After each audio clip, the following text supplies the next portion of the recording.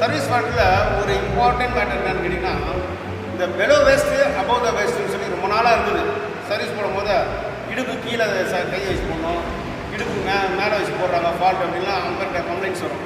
அப்போ இந்த மாதிரி ஹைட்டாக இருக்கிறவங்க இந்த ரிப்பு தான் இமேஜினேஷன் வச்சுட்டு இடுப்புக்கு மேலே, அதாவது பெலோ த வேஸ்ட்டுன்னா ஹைட்டு கொஞ்சம் ஜாஸ்தியாக வந்துடுவாங்க.